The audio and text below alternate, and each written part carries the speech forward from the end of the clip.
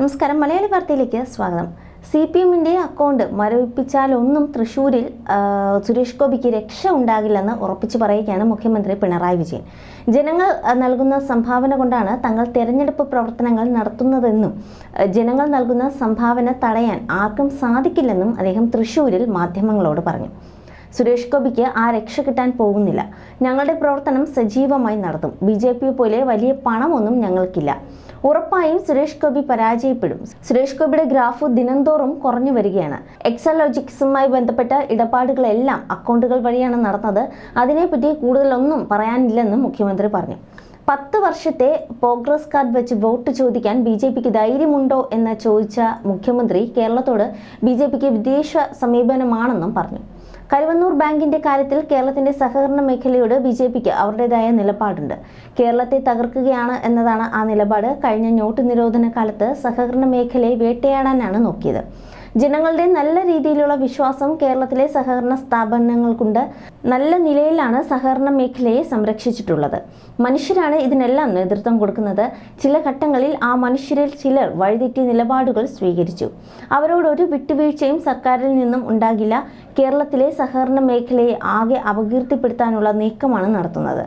കുറ്റം ചെയ്യുന്നവർക്ക് തക്കതായ ശിക്ഷ ലഭിക്കുമെന്ന നടപടി സ്വീകരിക്കുമെന്നും മുഖ്യമന്ത്രി പറഞ്ഞു. കരുവന്നൂരിലെ നിക്ഷേപകർക്ക് 117 കോടിയോളം രൂപ തിരിച്ചു നൽകാൻ കഴിഞ്ഞിട്ടുണ്ട്. ആവശ്യക്കാർക്ക് നിക്ഷേപം തിരികെ നൽകാൻ ബാങ്ക് തയ്യാറാണ്. ബാങ്ക് തകർന്നു പോവുകയല്ല, കൃത്യമായി ഇടപാടുകൾ നടത്തിയാണ് മുന്നോട്ട് പോകുന്നത്.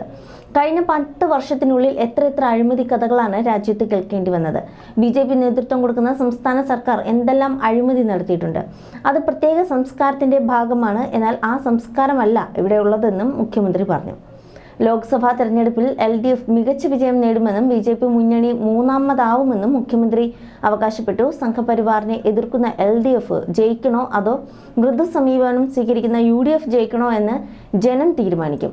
2019 വിപരീത ഫലമാകും ഇത്തവണ ഉണ്ടാവുക. കേരള വിരുദ്ധ നിലപാട് എടുക്കുന്ന UDFനും ജനം കടുത്ത ശിക്ഷ നൽകുമെന്നും മുഖ്യമന്ത്രി പറഞ്ഞു. ഏത് വേട്ടയായാലും പോരട്ടെ എന്ന നിലപാടാണ് കോൺഗ്രസ് സ്വീകരിക്കുന്നത്. 4 വോട്ടിനു വേണ്ടി രാഷ്ട്രീയ ചെറ്റത്തരം കാണിക്കുന്ന പാർട്ടിയല്ല CPM എന്നും മുഖ്യമന്ത്രി പറഞ്ഞു. യുവാക്കൾക്ക് തൊഴിൽ നൽകണമെന്ന നിലപാടിൽ നിന്നും കേന്ദ്ര സർക്കാർ പതുക്കെ പിന്മാറുകയാണ്. പട്ടാളത്തിൽ പോലും സ്ഥിരം നിയമനങ്ങൾ നടക്കുന്നില്ല.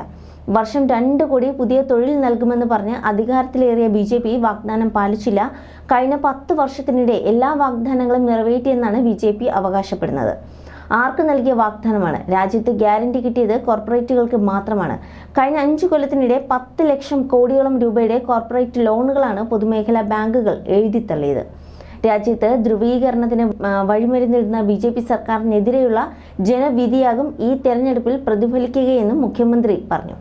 പ്രകടന പത്രികയിൽ സ്വീകരിച്ച അതേ നിലപാടാണ് കേരളത്തോടും സംസ്ഥാനമെന്ന നിലയിൽ കേന്ദ്ര സർക്കാർ സ്വീകരിച്ചതെന്നും മുഖ്യമന്ത്രി പറഞ്ഞു. കടമെടുപ്പ് പരിധി വിഷയത്തിൽ സുപ്രീം കോടതിയിൽ നിന്നും കേരളത്തിന് തിരിച്ചടി കിട്ടിയെന്നാണ് പ്രധാനമന്ത്രി ഇന്നലെ നടത്തിയ പ്രസംഗങ്ങളിൽ പറഞ്ഞതായി കേട്ടത്. കേരളത്തിന് തിരിച്ചടി ഉണ്ടായിട്ടില്ല. വിഷയം ഭരണഘടനാ ബെഞ്ചിന് വിടുന്നത് എങ്ങനെയാണ് തിരിച്ചടിയാകുക എന്ന് മുഖ്യമന്ത്രി ചോദിച്ചു.